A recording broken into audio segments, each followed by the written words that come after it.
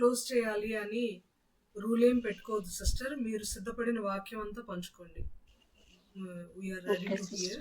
మీరు టైం తక్కువ మీరు కట్ చేసుకోవద్దు సిస్టర్, సరేనా? కంప్లీట్ గా మీరు టైం యూటిలైజ్ చేసుకోండి. Thank you sister. Thank you Anitha sister. Thank you pastor గారు. Thank you sister. అందరికీ వందనాలండి. నిన్న 6:40 వరకు హాస్పిటల్లోనే ఉన్నాము. చెప్పాను కదా మమ్మీకి అలా అయింది. సిస్టర్ మార్నింగే చెప్పారు. కాకపోతే సిస్టర్ ఎప్పుడు చెప్పినా నేనైతే నో అని చెప్పాను. ఎందుకంటే దేవుడు మనకున్న టైం కొద్దిగా, ఇందాక ఆంటీ చెప్పారు కదా, ఆశీర్వాదం ఆంటీ గారు, మనకు సమయం కొద్దిగా ఉంది. ఆ కొద్ది సమయంలో దేవుడు మనకిచ్చిన అవకాశాన్ని ఎందుకు వినియోగించుకోకూడదు అనేది సిస్టర్ పాట పాడమన్నా, నాకు అసలు గొంతు బాగుండదు, పాట పాడమన్నా అలాగే పాడతాను నేను. వాక్యం ఏదైనా పంచుకోమన్నా అలాగే తొందరపడతాను. సిస్టర్ ఏదైనా అలాగే చేస్తాను. ఎందుకంటే అందరికంటే గొప్పదాన్ని అని కాదు, కానీ నాకు అలాంటి తలంపు దేవుడిచ్చాడు. ఏంటంటే మనకు సమయం కొద్దిగా ఉంది, మనకి ఏది వచ్చినా దాన్ని మనం వినియోగించుకోవాలి. నైట్ ఇంకా బాగా మేము ఎండలో వెళ్ళాం కదా, బాగా టయర్డ్ అయ్యాం, పడుకున్నాను. రాత్రి ఏం చెప్పాలి అని ఆలోచన చేసుకుంటూ ఉంటే దేవుడు ఒక తలంపు ఇచ్చాడు. ఆ తలంపును మీతో పంచుకుంటాను. ఇందులో అందరూ పెద్దవారు ఉన్నారు. ఏదైనా తప్పులుంటే దయతో నన్ను క్షమించండి. దేవుడు ఏ తలంపు ఇచ్చాడో అది మీతో పంచుకుంటాను. ఒక చిన్న ప్రేయర్ చేసుకొని స్టార్ట్ చేసుకుందామండి. స్తోత్రం ప్రభా, స్తోత్రం తండ్రి. ప్రభా, ఇంతవరకు నిజంగా ప్రభా సాక్ష్యాలన్నిట్లో, ప్రార్థనలన్నిట్లో, పాటలన్నిట్లో నీవు మహిమపరుచుకున్నావు. స్తోత్రాలు. నిజంగా ప్రభా నాయన అన్ని కలిగి ఉండి నాయన సాక్ష్యం చెప్పడం కాదు ప్రభా, నీవు ఏది ఇచ్చినా అది సంతోషంగా స్వీకరించి చెప్పిన సాక్ష్యాలు నీకు ఎంతో ప్రియమైనవి. అలాంటి సాక్ష్యం నాయన మాకు మాదిరికరంగా నాయన మరి పాస్టర్ గారు చెప్పి ఉన్నారు. అందుని బట్టి స్తోత్రాలు, వందనాలు ప్రభా. ఇప్పుడు వాక్యం వినబోవచ్చు ఉంటుండగానైనా నీ వాక్యంతో మా అందరితో మాట్లాడండి ప్రభా. అవును ప్రభా నాయన, అయోగ్యురాల్ని, ఏకత ఏ అర్హత లేని దాన్ని ప్రభా కనికరించండి. నీ శక్తిని, నీ బలమును నాయన, నీ వాక్కును నాలో నింపి నడిపించమని నేను నీ చేతికి అప్పగించుకొనొచ్చు, ఏసేపేట పెట్టుకొనొచ్చు నన్ను తండ్రి. ఆమేన్. మనము మామూలుగా పాపం అంటే బయటికి కనబడేవే పాపాలు అనుకుంటాం కదా మనము. కానీ చాలా మంది అది ఆమె పాపం చేసింది అంటే వ్యభిచారాలు, జారత్వము, ఇంకా ఏంటి మన చూపుల ద్వారా చేసేవి, మన చేష్టల ద్వారా చేసేవి, మన నడక ద్వారా చేసేవి, ఇవి అందరికీ కనబడేవి కదా. కానీ మన మనసుతో చేసే పాపాలు ఎలా ఉంటాయి? మన మనసుతో చేసిన పాపాల ద్వారా మనము దేవునికి ఎలా దూరం అవుతాము, ఎలాంటి శిక్షలు పొందుకుంటాము, అలాంటి రహస్య పాపాలు దేవుడు ఎలా చూస్తాడు తన వాక్యంతో, దీని నుండి మనకు దేవుడు ఏం చెప్తున్నాడో అది చూద్దామండి. పాపం అంటే మామూలుగా ఆజ్ఞ అతిక్రమం పాపం అని మనం చదువుకుంటూ ఉంటాం కదా. ఆ ఆజ్ఞను అతిక్రమించి ఆదాము వారి హృదయంతో, మనస్సుతో ఆశపడి చేసిన పాపము మనందరికీ మరణము సంతృప్తి అయింది. అయితే ఈరోజు మన మనస్సుతో రహస్యంగా చేసే పాపాలు ఎలా ఉంటాయి అనేది చూద్దాము. దాని నుండి ఏం నేర్చుకోవాలి? పాపం అంటే పరిశుద్ధతను కోల్పోవడం, అంతే కదా, దేవునికి దూరంగా ఉండడం. అయితే పాపంలో తీసేస్తాం అనుకోండి, పరిశుద్ధత తీసేస్తే మనలో నుండి ఏం మిగులుతుంది? పాము ఎలాంటిదండి? పాముకు నిలువెల్లా విషయమే కదా. పాము ఆ విషయం ఏంటి? మొత్తం మనల్ని కాల్చేస్తుంది, మనల్ని చంపేస్తుంది. కాబట్టి మనలో ఎల్లప్పుడూ తీసేయకుండా, ఆ పాముకు మనము ఆ విషయం మనలోనికి రాకుండా, మనము పాపంలో పడకుండా పరిశుద్ధత కలిగి జీవించాలి. ఇక్కడ మనము అపోస్తుల కార్యములు 5వ అధ్యాయం అండి, 1 నుండి 10 వరకు. ఇది మనకందరికి తెలిసిన స్టోరీయే, కానీ దేవుడు ఎందుకో నాకు ఈ తలంపు నుండి కొన్ని తలంపులు ఇచ్చాడు. అది మీతో పంచుకుంటున్నాను. అపోస్తుల కార్యములు 5వ అధ్యాయము 1 నుండి 10 వరకు చదివితే అక్కడ అననీయ సప్పీరా స్టోరీ మనకందరికీ తెలిసిందే కదండి. అక్కడ వారు ఏం చేస్తారంటే వాళ్ళు సిద్ధపడతారు దేవునికి ఇవ్వడానికి, కానీ భార్యాభర్త ఇరువురు కలిసి చేసిన పాపం అది. కానీ వారు ఏం చేస్తారు, కొంత దాచుకొని కొంత మాత్రం తెచ్చిస్తారు. చూడండి ఇక్కడ వారు ఏం చేశారంటే, ఇది ఇందులో ఒక 2 పాయింట్లు చెప్పుకుందామండి. ముందుగా ఆదిమ అపోస్తలుల సంఘంలో, అంటే ఎప్పుడైతే 2nd చాప్టర్లో అపోస్తల కార్యం 2nd చాప్టర్లో పెంతెకోస్తు దినాన ఎప్పుడైతే ఆత్మ వర్షం కృమ్మరింపబడిందో, పరిశుద్ధాత్ముడు అక్కడ కార్యం చేసి వారందరిలోకి దిగి వచ్చినప్పుడు వారందరూ వివిధ భాషలతో మాట్లాడారు కదా. వాళ్ళందరూ ఎంతో సేవ జరిగించారు. అప్పుడు ఎందరో రక్షింపబడ్డారు. ఆ రక్షింపబడ్డ వాళ్ళు ఏం చేస్తారండి, తప్పక 2nd చాప్టర్లో ఉంటది కదా, కూడుకొనొచ్చు రొట్టె విరుచుట యందు, సహవాసం యందు, ప్రార్థన యందు ఎడతెగక ఉన్నారు. అదంతా మనకు తెలిసిందే కదా.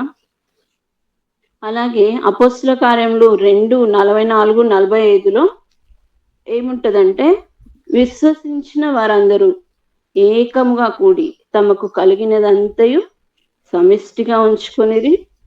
ఇదిగాక వారు తమ చెర స్థిరాస్తులను నమ్మి అందరికీ వారి వారి అక్కర కొలది పంచిపెట్టిరి. అప్పుడు ఆ ఆదిమ సంఘంలో ఆ విధంగా పంచిపెట్టారు. మేబీ వీళ్ళు కూడా ఆదిమ సంఘంలో విశ్వసించిన వారే కదా, అననీయ సప్పీరా వాళ్ళు. అందరితో పాటు మనం కూడా ఇస్తే బాగుంటది అనుకున్నారు, లేకపోతే అందరితో పాటు మనము మనం కూడా ఇస్తే మనకు మంచి జరుగుతుంది అనుకున్నారు. ఏదో విధంగా వారైతే ప్రేరేపింపబడ్డారు. కానీ ఇద్దాం అనుకున్నారు, కానీ మనము మన నోటితో చెప్పినవి మన హృదయంతో కొంచెం దూరం ఉంటుంది కదా. ఎప్పుడైనా మనలో 2 పోరాటాలు జరుగుతుంటాయి. హృదయము, మన మాట, మన హృదయం, మన శరీరము, మన హృదయం డిఫరెంట్ ఉంటాయి. మన మనస్సు డిఫరెంట్ ఉంటుంది కదా. అయితే వారు ఏ విధంగా అనుకున్నారు, కానీ వారు ముందుకు వచ్చారు ఇవ్వడానికి అపోస్తలులకు. కానీ వారి హృదయంలో, మనస్సులో రహస్యంగా ఎవరికి చెప్పకుండా వాళ్ళిద్దరు ఏ విధంగా ప్రేరేపింపబడ్డారు, ఏం చేస్తారు చూద్దామండి. అపోస్తల కార్యములు 5వ అధ్యాయము 2-4 దీంట్లో చూస్తే, భార్య ఎరుకని అంటే భార్యాభర్తలు ఇద్దరు కలిసి ఏం చేస్తారండి, ఏముందులే మా మనసులో మేమిద్దరం రహస్యంగా మాట్లాడుకున్నది దేవుడికి గుర్తు, దేవుడు చూస్తాడా లేకపోతే అపోస్తలు చూస్తారా అనుకున్నారు కదా. వాళ్ళు ఏం చేస్తారు, భార్య ఎరుకని అంటే ఇద్దరు కలిసి ఇస్తామన్న దాన్ని కొంత దాచుకొని కొంత తెచ్చి అపోస్తలుల పాదం లేదా పెట్టారు. అప్పుడు పేతురు గారు ఏమంటారండి చూస్తారా, వీరు వారి రహస్యంగా వారి హృదయంలో అనుకున్నారు, కానీ అక్కడ అది నీ యొద్దనున్నప్పుడు నీదే కదా, అమ్మిన పిమ్మట అది నీ వశమే ఉండలేదా, ఎందుకు ఈ సంగతి నీ హృదయంలో ఉద్దేశించుకున్నావు అంటున్నాడు. ఈ 5th చాప్టర్లో 4th వెర్స్లో ఉంటుందండి. ఏమంటున్నాడు, నువ్వు నీ దగ్గర ఉంచుకున్నప్పుడు నీ దగ్గర ఉంచుకోవచ్చు కదా, ఇవ్వడానికి వచ్చి నీ హృదయంలో ఎందుకు ఆ విధంగా ఉద్దేశించుకున్నావు. పరిశుద్ధాత్ముడు అక్కడ పేతురు గారితో మాట్లాడుతున్నాడు అన్నమాట. పేతురు గారిలో ఉండి వీళ్ళని గద్దిస్తున్నాడు. సంఘంలో, ఆత్మ సంఘంలో అంత పవిత్రంగా, అంత పరిశుద్ధంగా వాళ్ళు ఉండి సమిష్టిగా ఉన్నారు. కానీ వారిలో, వారి హృదయంలో ఉన్న ఆ పాపం, ఆ రహస్యంగా చేసిన పాపం వల్ల వాళ్ళు ఏమయ్యారు, నీవు మనుషులతో కాదు దేవునితోనే అబద్ధం ఆడితువని వాళ్ళతో చెప్పాడు పేతురు గారు. చూసారా, వీరి ఆలోచన, వీరి హృదయంలో రహస్యంగా వారు అనుకుని చేసిన దాన్ని, మనస్సుతో చేసిన దాని వల్ల వారు ఏమయ్యారండి, ఫస్ట్ భర్త తర్వాత భార్యను కూడా అడుగుతాడు కదా, మీరు ఇంతకే అమ్మితరా అంటే ఆమె కూడా అవును అంతకే అన్నది, కానీ వాళ్ళు ఆలోచించుకున్నది, మనసులో చేసిన ఆ తప్పు ఒప్పుకోలేదు. దాని నుండి వారు మరణం కొని తెచ్చుకున్నారు. మనము మనసుతో అనేక పాపాలు చేస్తాం, దానివల్ల మనము ఎన్నో శిక్షలు అనుభవిస్తాం. అయితే బైబిల్లో ఇంకా కొన్ని ఎగ్జాంపుల్స్ చూద్దాం. మనము ఆ ఎగ్జాంపుల్స్ ద్వారా, కొంతమంది వ్యక్తుల ద్వారా, ఇవన్నీ మనకు తెలిసిన ఎగ్జాంపుల్స్ కానీ అయినా చూద్దామండి. ఇంకా ఇలాంటి వారు బైబిల్లో ఎవరున్నారు, వారు ఏం పోగొట్టుకున్నారు, అయితే మనం దీని ద్వారా ఏం నేర్చుకోవచ్చు చూద్దాం. మలాకీలో ఉంటుందండి 3:16లో, అప్పుడు యెహోవా యందు భయభక్తుల వారు ఒకరితో ఒకరు మాట్లాడుకొని చుండగా యెహోవా చెవియొగ్గి ఆలకించెను అని ఉంటుంది. ఇక్కడ అననీయ సప్పిరా వాళ్ళిద్దరు భయభక్తులు కలవారే, దేవునికి ఇవ్వడానికి ముందుకు వచ్చిన వారే, కానీ వారు ఈ వాక్యం మర్చిపోయారు. మనం కూడా మనం దేవునిలోనే ఉంటాం, దేవుని సేవలోనే ఉంటాం, మనం మనుషులం, తప్పులు చేస్తాం కరెక్టే, కానీ ఈ వాక్యం మనం అందరం తప్పక గుర్తుంచుకోవాలి. ఏంటంటే యెహోవా యందు భయభక్తులు గలవారు ఒకరితో ఒకరు మాట్లాడుకొని చుంటుండగా యెహోవా చెవియొగ్గి ఆలకించును. అందుకే దేవుని శిక్ష అక్కడ వారికి వెంటనే వచ్చింది. ఆదిమ సంఘంలో అలాంటిది ఉండకుండా దేవుడు వెంటనే తీసేశాడు. దాని ద్వారా వాళ్ళు ప్రాణాలు పోగొట్టుకున్నారు. ఇంకా ఇలా చాలా మంది ఉన్నారు. కొన్ని ఎగ్జాంపుల్స్ మనసుతో పాపాలు చేసి ఎలాంటి శిక్ష వాళ్ళు పొందుకున్నారు అనేది చూద్దాం. మొదటిగా అభిషేకింపబడిన కేరుబు. మనకు తెలిసిందే కదండి, అభిషేకింపబడిన కేరుబు ఎవరు? లూసిఫర్. లూసిఫర్. థ్యాంక్ యూ అమ్మా. మొదటిగా అభిషేకింపబడిన కేరుబు గురించి చూద్దాం. యెషయా 14, 13, 14 వచనాలండి. నేను ఆకాశంలోకి ఎక్కిపోయేదని, దేవుని నక్షత్రములకు పైగా నా సింహాసనమును హెచ్చింతును, ఉత్తర దిక్కునున్న సభాపర్వతం మీద కూర్చుందును, మేఘమండలం మీదకి ఎక్కుదును, మహాశక్తితో నన్ను మహోన్నతునితో నన్ను సమానునిగా చేసుకుందునని నీవు మనసులో అనుకుంటేవి కదా. ఇది దేవునితో సమానంగా ఆలోచించుకునింది, మనస్సుతో పాపం చేసింది. ఎలా అనుకునిందంట? నన్ను సమానంగా చేసుకుందును కదా అని మనస్సులో అనుకుంటేవి కదా అని దేవుడు అంటున్నాడు. మనస్సుతో చేసిన పాపము అంత ఘోరంగా ఉంటది అనమాట. దానివల్ల అది ఏం పొందుకుంది చూడండి. ఇదే యెషయాలో 14వ అధ్యాయము 12వ వచనంలో ఉంటదండి. తేజో నక్షత్రమా, వేకో చుక్క, నీవెట్లు ఆకాశం నుండి పడితివి, జనములను పడగొట్టిన నీవు నేల మట్టం వరకు ఎట్లు నరకబడితివి. చూసారా, అది తన మనస్సుతో చేసిన ఆ పాపం నుండి అది ఒకప్పుడు అది అభిషేకింపబడిన కెరూబు. అంటే దేవుడు సృష్టించినప్పుడు దేవుడు దాన్ని కూడా అభిషేకించాడు. అలాంటి కెరూబు సహితము మనస్సుతో చేసిన పాపం నుండి కింద పడగొట్టబడింది కదా. ఒకప్పుడు అది నిత్యము దేవుని సన్నిధిలో ఉండే భాగ్యం అది కలిగి ఉంది, కానీ అది మనస్సుతో చేసిన పాపం వల్ల దేవుని సన్నిధి నుండి నేల మట్టం వరకు, అంటే పరలోకం నుండి దేవుని సన్నిధి నుండి భూలోకం మీద పడద్రోయబడింది. కాబట్టి మనం మనసుతో, మన హృదయంతో, మన ఆలోచనతో చేసేవి చాలా ఉంటాయి, కానీ వాటన్నిటిని దినదినము దేవునిలో పడుకోవాలి. రెండవదిగా చూద్దామండి. రెండవదిగా అభిషేకించబడిన రాజకుమార్తె. మొదటి రాజుగా మనకు ఎవరున్నారు? సౌలు గారు కదా. అభిషేకించబడిన, ఇశ్రాయేలీలందరికీ అభిషేకించబడిన రాజు. ఆయన కుమార్తె చూద్దాం. 2 సమూయేలు 6:16 అండి. యెహోవా మందసము దావీదుపురమునకు రాగా సౌలు కుమార్తె మీకాలు కిటికీల నుండి చూచి యెహోవా సన్నిధిని గంతులు వేయిచు నాట్యమాడుచునున్న దావీదును కనుగొని తన మనస్సులో అతని హీనపరుచు. తన భర్తను తను హీనపరుచుకుంది. దానికి దీనికి ఏమన్నా లింక్ అంటే చాలా లింక్ ఉందండి. ఎందుకంటే దేవుని సన్నిధిని అనుభవిస్తున్నాడు దావీదు. దేవుని సన్నిధిని తను తాను మర్చిపోయి దేవుణ్ణి స్తుతిస్తూ ఉన్నాడు.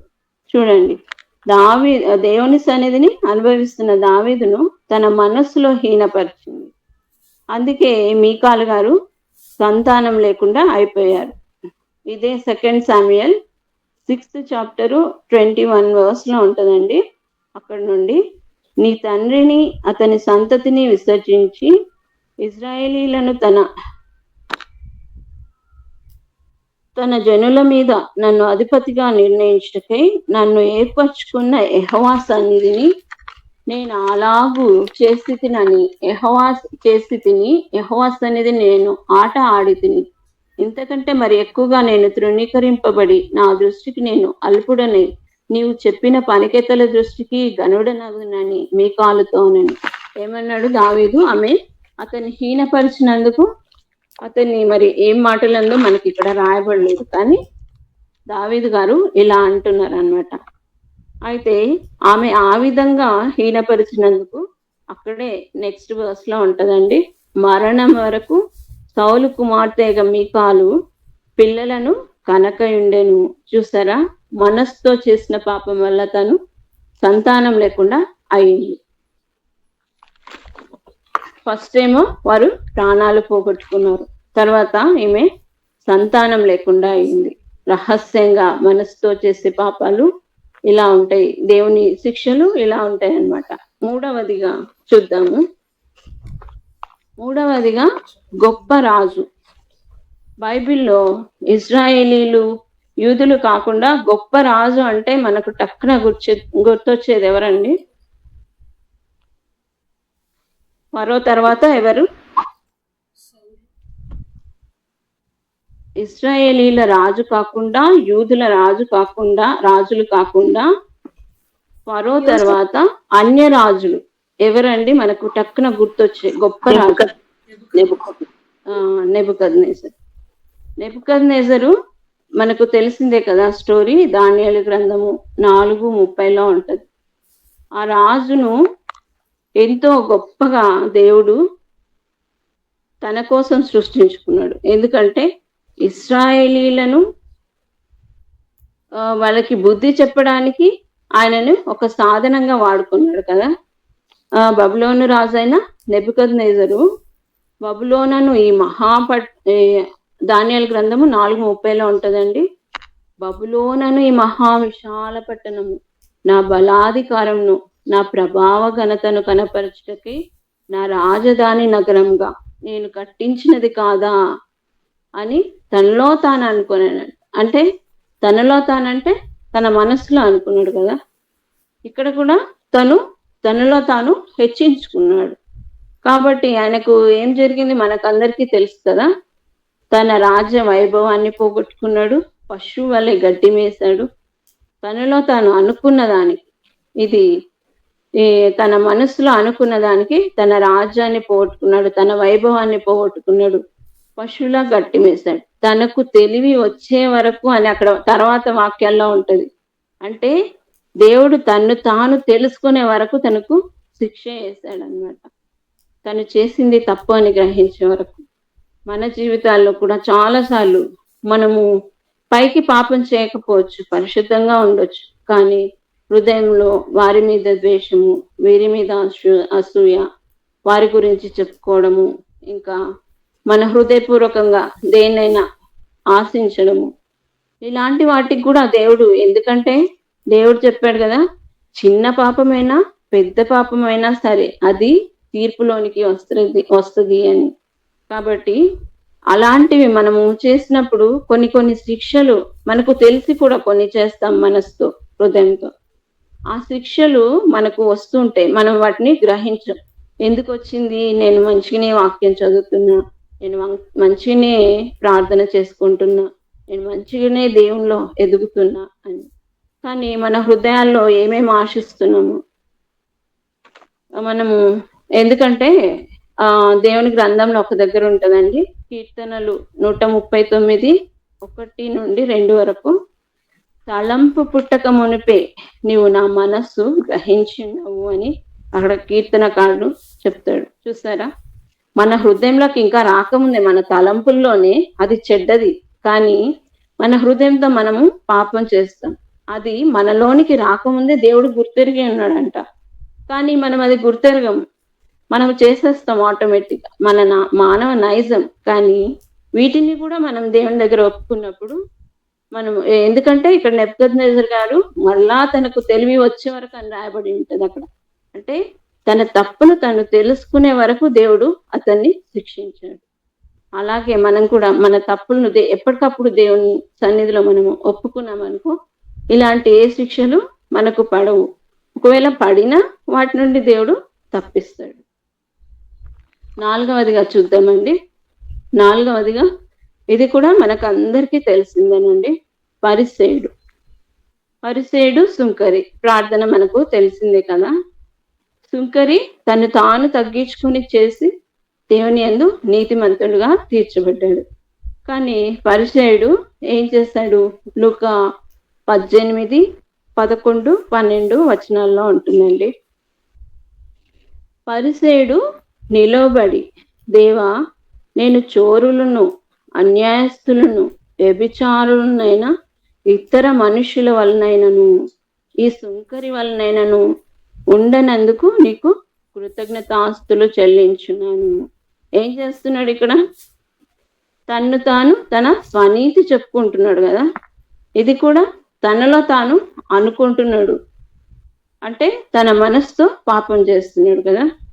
నిన్ను వల్లే నీ పొరుగు వాడిని ప్రేమించమని వారు చదివే ఆజ్ఞనే. పరిచయులు అంటే వీళ్ళందరూ యూదుల్లో ఒక తెగ వాళ్ళు కదా, పరిచయులు, సద్దుకేయులు వీళ్ళందరూ. కానీ తను ధర్మశాస్త్రం అంతా చదివిన వాడే, పాటిస్తూ ఉన్నవాడే, కానీ అక్కడ తన హృదయాన్ని ఏం చేశాడు? సరిగా దేవునికి ఇవ్వలేదు. తన హృదయంలో, తన మనస్సులో వేరే వాళ్ళ పట్ల ఉన్న అలాంటి ఆలోచన, అది కూడా పాపమే కదా. వ్యభిచారులనైనా, అన్యాస్తులైనా, ఇతర మనుషుల వలె కానీ ఈ సుంకరి వలె కానీ నేను ఉండనందుకు నీకు కృతజ్ఞతాస్తుతులు అంటున్నాడు, చెల్లిస్తున్నాను అంటున్నాడు. కానీ మళ్ళీ ఏం చెప్తున్నాడు? తన స్వనీతి చెప్పుకుంటున్నాడు.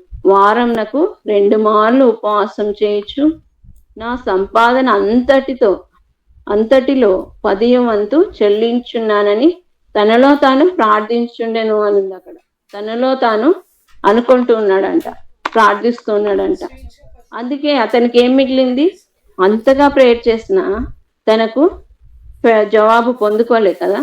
కానీ తన పక్కనున్న సుంకరి తగ్గించుకొని ప్రార్థించినందుకు తను నీతిమంతుడుగా తీర్చబడ్డాడు. కానీ తిను అంతగా ప్రార్థించినా ఏం జరిగింది? నీతిమంతుడుగా తీర్చబడలేదు. చూసారా, ఇలాంటి మనస్సుతో చేసే పాపాలకు మనము ఎన్నో శిక్షలు అనుభవిస్తాం. ఇప్పుడు మనం చూసిన ఎగ్జాంపుల్స్ ద్వారానే ఒకరు ప్రాణాలు పోగొట్టుకున్నారు, ఒకరేమో ఇంకా సంతానం లేకుండా అయ్యారు, ఒకరు రాజ్యాన్ని పోగొట్టుకున్నారు, ఒకరు నీతిమంతుడుగా తీర్చబడలేదు. ఇలాంటివి ఉంటాయి. వీరందరూ తమ మనస్సుతో చేసిన పాపాలు, వాటి వల్ల వాళ్ళు ఎన్నో పోగొట్టుకున్నారు.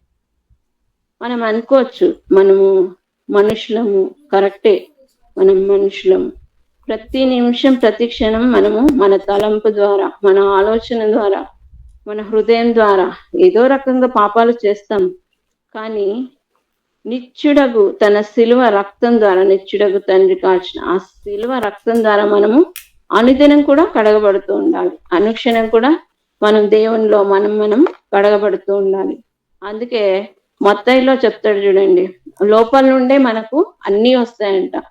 మత్తయి సువార్త 7వ అధ్యాయము 21, 22 వచనాలు ఉంటాయి. లోపల నుండి అనగా మనుష్యుల హృదయంలో నుండి దురాలోచనలను, జారత్వములను, దొంగతనములను, నరహత్యలను, వ్యభిచారములను, లోభములను, చెడుతనములను, కృత్రిమమును, కామ వికారమును, మత్సరమును, దేవదూషణయు, అహంభావమును, అవివేకమును వచ్చును. ఈ చెడ్డవన్నీ, ఇలాంటి చెడ్డవన్నీ లోపల నుండే వస్తాయి, మన హృదయం, మన మనస్సులో నుండే. కాబట్టి అలాంటివి మనలో ఉండకుండా, మన హృదయము, మన మనసుతో ఇన్ని పాపాలు మనము చేస్తుంటాం. కానీ మనము మనుషులం, తప్పక చేస్తాం ఇవన్నీ. కానీ ఎప్పుడైతే మన హృదయం దేవునికి అప్పగిస్తామో, ఎప్పుడైతే అనుదినం ఆయన శిలువ రక్తంతో మనల్ని కడుక్కుంటామో, హృదయపూర్వకంగా ఒప్పుకోవాలి. ఇక్కడ ఏం చేస్తాడు సుంకరి? హృదయపూర్వకంగా తను తాను తగ్గించుకొని దేవుని సన్నిధిలో మొరపెట్టినప్పుడు తను నీతిమంతుడుగా తీర్చబడ్డాడు. అనుదినం మనం కూడా ఈ విధంగా దేవుని సన్నిధిలో మన హృదయపూర్వకంగా మనసుతో చేసిన పాపాలు మనము దేవునికి అప్పగించామనుకోండి, మనము దేవుని శక్తి పొందుకొని వాటిని జయించగలము. మనం అనుకుంటాము మన హృదయంలో, మన మనసుతో పాపాలు చేస్తే దేవునికి కనబడదు కదా అని.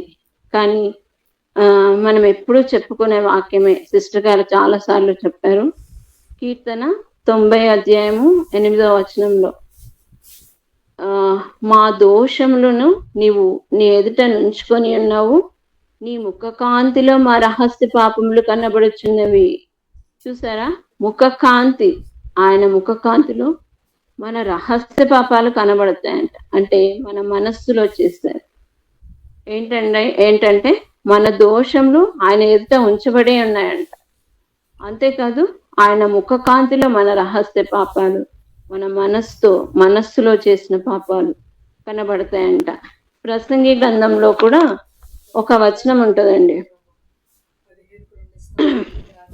ప్రసంగి 10:20 ఏలయనగా ఆకాశ పక్షులు సమాచారం కొనిపోను, రెక్కలు గలది సంగతి తెలుపును అని ఉంది. ఏంటంటండి? ఆకాశ పక్షులు సమాచారం తీసుకెళ్తాయంట. ఆకాశ పక్షులు సమాచారం తీసుకొని వెళ్తాయి, రెక్కలు గలది సంగతి తెలుపును. అంటే మన మనస్సులో దానికి పైగా ఉంటదండి. మన మనస్సులో ఎవరిని శపింపవద్దు. నాయకులను కానీ, అధికారులు కానీ, ఇంకా మన పై వాళ్ళని కానీ, మన ఫ్రెండ్స్ని కానీ ఎవరిని శపింపవద్దు. శపిస్తేనంట ఆకాశ పక్షులు సమాచారం కొనిపోతాయంట, రెక్కలు గలది సంగతి తెలుపును అని ఉంటది అక్కడ ప్రసంగి 10:20. కాబట్టి మనము జాగ్రత్తగా మన హృదయాన్ని, మన మనస్సును కాపాడుకోవాలి. ఆయన ముఖకాంతిలో రహస్య పాపాలు. ఆయన ముఖకాంతి అంటే ఆయన వాక్యంలో మన రహస్యాలు. మనం ఎప్పుడైనా చూడండి, వాక్యం మనం హృదయపూర్వకంగా, మనం మనఃపూర్వకంగా మనము చదువుచున్నప్పుడు మనం గుర్చబడతాం. నేను ఇది కదా, నాలో ఇది ఉంది కదా, నేను ఇది తీసేసుకోవాలి కదా. అదే ఆయన ముఖకాంతి. ఆయన ముఖకాంతిలో మనం రహస్యంగా చేసేవి అందరికీ కనబడకపోవచ్చు, మనం పైకి నీతిమంతులుగా ఉండొచ్చు. కానీ దేవుని వాక్యం, మనం ఎప్పుడైతే ఆయన వాక్యానికి దగ్గరగా మనం వెళ్ళామనుకోండి, మన రహస్య పాపాలన్నీ కూడా కనబడతాయి అన్నమాట. అయితే అంతే కదండి, వీళ్ళందరూ వారి మనసుతో పాపాల వల్ల అకుల ప్రిసిల్ల వాళ్ళు ప్రాణాలు కోల్పోయారు. దేవుని సన్నిధిలో నుండి అభిషేకింపబడిన కేరుబు త్రోసివేయబడింది. మీకాలు సంతానం లేకుండా అయింది. పరిసయ్యుడు నీతిమంతుడిగా తీర్చబడలేదు. నెబుకద్నెజర్ గారు తన రాజ్యాన్ని కోల్పోయి తను మరలా బుద్ధి తెచ్చుకున్నాడు. ఇవన్నీ చూసాం. కానీ యోబు గ్రంథంలో ఉంటదండి. ఒక్క నిమిషము, యోబు గ్రంథంలో చూద్దాం.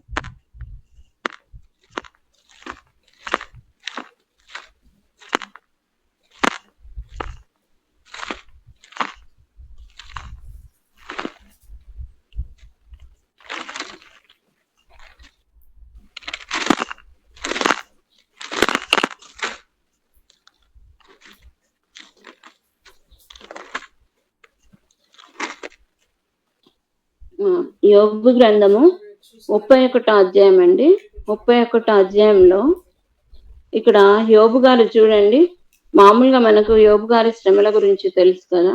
యోబు గారు నోటితో ఒక్క మాట కూడా మాట్లాడలేదు, ఒక్క పాపం కూడా చేయలేదు అని తన గ్రంథం అంతా తను పడ్డ శ్రమలు అవన్నీ చూసినప్పుడు మనకు తెలుస్తుంది.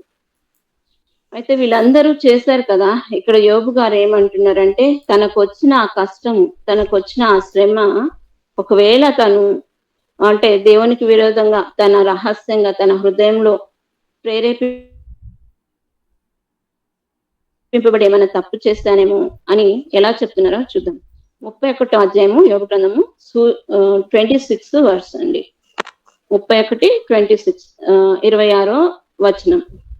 సూర్యుడు ప్రకాశించినప్పుడు నేను అతనినే గాని, చంద్రుడు మిక్కిలి కాంతి కలిగి నడుచుంటుండగా అతన్నే గాని చూచి, నా హృదయము రహస్యంగా ప్రేరేపింపబడి వారి తట్టు చూచి నా నోరు ముద్దు పెట్టిన ఎడలను పరముననున్న దేవుని దృష్టికి నేను వేషధారణవుదును. చూసారా, ఇక్కడ ఇందాక ఏం సెలవిచ్చాడు దేవుడు? ఆయన ముఖ కాంతిలో మన రహస్య పాపాలు కనబడతాయి. కానీ ఇక్కడ ఈ యోబు గ్రంథం ద్వారా మనం ఏం నేర్చుకోవచ్చు అంటే, మనము ఆ విధంగా అంటే ఆయన ఏం చెప్తున్నాడంటే, నేను ఒకవేళ ఈ పాపం ఈ శ్రమ నాకు రావడానికి ఆ 31 అధ్యాయం అంతా చదివితే ఉంటదండి తన హృదయం ఏంటి అనేది మనకు అర్థమవుతుంది. మన టాపిక్ ఏంటి? మనము మనసుతో చేసేది, రహస్యంగా చేసేది. కాబట్టి నేను ఈ వచనాలు తీసుకున్నా. సూర్యుడు ప్రకాశించినప్పుడు నేను అతన్నే గాని, చంద్రుడు మిక్కిలి కాంతి కలిగి నడుచుంటుండగా అతన్నే గాని చూచి నా హృదయం రహస్యంగా ప్రేరేపింపబడి. మనం కొన్నిసార్లు నేచర్ని ఇష్టపడతాం కదా. మనము చాలాసార్లు అబ్బా ఎంత బాగుంది, ఆ వాటర్ ఫాల్స్ ఎంత బాగుంది, సూర్యుడు ఎంత బాగున్నాడు, చంద్రుడు ఎంత బాగున్నాడు. కానీ ఆ విధంగా కూడా తను చేసి ఉన్నాడేమో. ఆ విధంగా ఉంటే నేను దేవుని దృష్టికి వేషధారణ అవుతా, ఒకవేళ నేను చేశానేమో నాకు తెలియక అని తను అక్కడ దేవుని సన్నిధిలో మొరపెట్టుకుంటూ ఉన్నాడు. మనం కూడా ఈ విధంగా ఉండాలి. ఎప్పటికప్పుడు మన హృదయాన్ని దేవుని సన్నిధిలో రహస్యంగా నేనేమైనా చేశాను, నా చూపుల ద్వారా, నా తలంపుల ద్వారా, నా ఆలోచన ద్వారా, నా హృదయపూర్వకంగా మనఃపూర్వకంగా శారీరకంగా చేసేవి బయటికి కనబడవచ్చు, కానీ ఇవన్నీ హృదయంతో మనసుతో చేసేవి దేవునికి తప్పితే మనకు కనబడవు కదా. మనం కూడా దేవుని దృష్టిలో యోబు గారు చెప్పిన విధంగా వేషధారులం అవుతామని. ఒకవేళ నేను వాటిని చూసి రహస్యంగా ప్రేరేపింపబడి వాటికి ముద్దు పెట్టానేమో, కాబట్టి నేను దేవుని దృష్టికి వేషధారణిగా ఉన్నానేమో అని తను అనుకుంటూ ఉన్నాడు. మనము పైన చూసిన వాళ్ళందరూ అవి చేసి పాపాలు చేసి అనుభవించిన శిక్షలు చూసాం. కానీ యోబు గారిది చూసినప్పుడు ఇంత చిన్నది కూడా పాపమేనా అనిపిస్తుంది కదా. అంటే అవును, నేచర్ని మనం ఇష్టపడవచ్చు, మనము చూడొచ్చు, మనం దాన్ని అప్రిషియేట్ చేయొచ్చు అనుకుంటాం. కానీ దేవుని కంటే ఎక్కువగా దేన్ని చేయకూడదని ఈ వాక్యం ద్వారా మనకు దేవుడు సెలవిస్తున్నాడు. అది కూడా మనం హృదయంతో మనసుతో చేసే పాపమే, దేవుని కంటే ఎక్కువగా. అందుకే మనం ఏదైనా చూసినప్పుడు కొంతమంది భక్తులు చెప్తారు, దేవుడు మనకి ఇది ఇచ్చాడు, ఈ విధంగా మనకు దాన్ని పెట్టాడు, ఇంత అందంగా దాన్ని చేశాడు, కాబట్టి దేవునికి స్తోత్రాలు అనాలంట. కానీ మామూలుగా మనం మానవ నైజంతో ఏమంటే, అబ్బా ఈరోజు ఎంత బాగుంది చంద్రుడు, అవి కూడా దేవుని దృష్టిలో పాపాలే, వేషధారణే అని యోబు గారు చెప్తున్నారు. ఈ వాక్యాల ద్వారా మనల్ని హెచ్చరిస్తున్నాడు అన్నమాట. చూసారా, ఎవరు చూస్తారు చూడరు అని కాదు, కానీ దేవుడు ఇందాక వాక్యాలన్నీ మనం చదివాం కదా. ఏంటి, దేవుడు యెహోవా యందు భయభక్తులు గల వారు మాట్లాడుకొని చుంటుండగా యెహోవా చెవియొగ్గి ఆలకిస్తాడంట. అలాగే ఆకాశ పక్షులు సమాచారం కొనిపోతాయంట. రెక్కలు గలది సంగతి తెలుపుతుందంట దేవుని. రెక్కలు గలది అంటే నేను అనుకుంటున్న దేవదూత అయి ఉండొచ్చు. ఎందుకంటే నిత్యము దేవుడు మన చుట్టూ దేవదూతల నుంచి మనల్ని కాపాడుతూ ఉంటాడు కదా. మనము మన మనస్సులో అనుకునేది అది తీసుకొని దేవుని దగ్గరికి వెళ్తుండొచ్చు. కాబట్టి మనము జాగ్రత్తగా మన మనస్సుతో చేసే పాపాలు ఎప్పటికప్పుడు దేవుని దగ్గర ఒప్పుకుంటూ మనము ముందుకు సాగితే దేవునిలో మనము ఇంకా మనం బలపడతాము, ఇంకా ఆయనకు దగ్గర అవుతాం. అంతేకాదండి, సామెతలు 15వ అధ్యాయం 11లో చూస్తే, సామెతలు 15వ అధ్యాయము 11వ వచనంలో చూస్తే, పాతాళమును అగాధ కూపమును యెహోవాకు కనబడుచున్నవి, నరుల హృదయములు మరి తేటగా ఆయనకు కనబడును కదా. చూసారా, నరుల హృదయాలంట ఇంకా తేటగా కనబడతాయి. మనం చూస్తామా, మనం పాతాళం ఎక్కడుందో మనకి తెలియదు, అగాధ కూపం ఎక్కడుందో మనకు తెలియదు, కానీ దేవుడు అవన్నీ చూస్తాడు. చూస్తుంటే ఆయనకు కనబడుతుందంట, పాతాళమే ఆయన కనబడుతుందంట, అగాధ కూపమే కనబడుతుందంట. కానీ వాటికంటే మరి తేటగా ఏం కనబడుతుంది? నరుల హృదయంలో అంటున్నాడు. పాతాళమును అగాధ కూపమును యెహోవాకు కనబడుచున్నవి, నరుల హృదయములు మరి తేటగా ఆయనకు కనబడును కదా. మన హృదయాలు ఇంకా తేటగా క్లియర్గా కనబడుతున్నాయి. తేటగా అంటే క్లియర్గా. కాబట్టి మనము జాగ్రత్తగా ఉండాలి. ఇందాక చెప్పాను కదా నేను, పరిశుద్ధత అనేది మనలో నుండి తీసివేసుకుంటే మనము పాపానికి దాసోహమై అదే పాపం మనల్ని పాముకు నిలువెల్లా విషయం ఉన్నట్టు మనల్ని చంపేస్తుందండి. కాబట్టి మనము దేవుని దృష్టికి ఎప్పటికప్పుడు మనల్ని మనము తగ్గించుకొని దేవుని సన్నిధిలో మన రహస్య పాపాలు, మన హృదయపూర్వకంగా చేస్తే మనఃపూర్వకంగా చేస్తే పాపాలు ఎప్పటికప్పుడు కడిగి వేసుకొని దేవునికి దగ్గర అవ్వాలని దేవుణ్ణి ప్రార్థిస్తాం. అంతేకాదండి, దాని నుండి అదే అని కాదు, ఏంటంటే రహస్య పాపాలే కాదు, మనం బహిరంగ పాపాలే కాదు శిక్షకు వచ్చేవి, రహస్య పాపాలు కూడా వస్తాయి. చూడండి 2 Corinthians 4th chapter 10th verse, 2 కొరింథీ 4వ అధ్యాయము 10లో చూస్తే, ఎందుకనగా తాను జరిగించిన క్రియల చొప్పున అవి మంచివైనను సరే చెడ్డవైనను సరే దేహంతో జరిగించిన వాటి ఫలమును ప్రతి వాడును పొందినట్లు మనమందరము క్రీస్తు న్యాయపీఠం ఎదుట ప్రత్యక్షము కావాలను. అంటే దేవునికి మనము లెక్క అప్పచెప్పాలి. మన చెడ్డవైనా సరే మంచివైనా సరే. మనకందరికీ తెలుసు కదా, తీర్పు అనేది ఒకటి ఉంది, దాంట్లో మనం నిలబడతాము.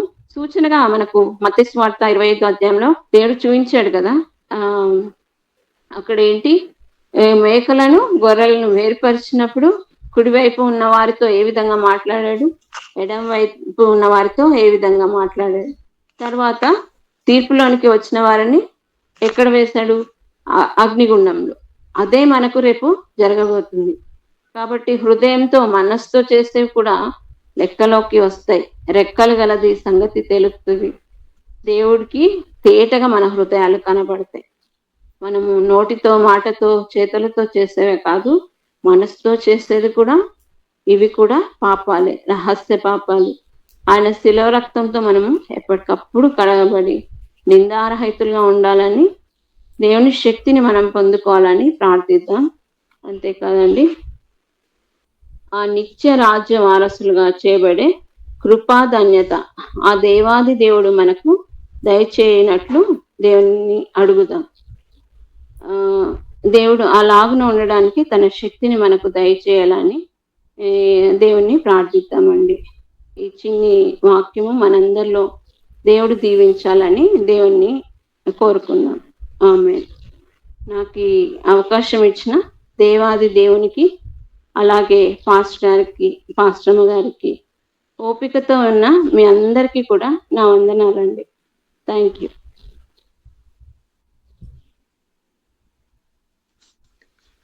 ప్రభు నామానికి మహిమ కలిగిన గాక. థ్యాంక్ యూ సిస్టర్, చాలా చక్కగా వివరిస్తూ వచ్చినారు. నేను ఫస్ట్ టైం మీరు వాక్యం చెప్పడం విన్నాను. చాలా బాగా చెప్పారు. ఆయన దేవుని కృపలో మిమ్మల్ని చాలా బాగా వాడుకుంటూ వచ్చినారు. అందుని బట్టి దేవునికి వందనాలు చెల్లించుకుంటున్నాను. మరి ఆత్మచేత ప్రేరేపింపబడిన వారు ఎవరైనా వాక్యం విని, సో వాక్యం సిస్టర్ గారు చెప్తున్నప్పుడు దేవుడు ఏ రీతిగా అయితే మీతో మాట్లాడుతూ వచ్చినారో, ఈ వాక్యం బట్టి, వాక్యం వివరించిన సిస్టర్ గారిని బట్టి చివరిగా ఒక ప్రార్థన చేస్తే మనము కూటమి ముగించుకుందాము.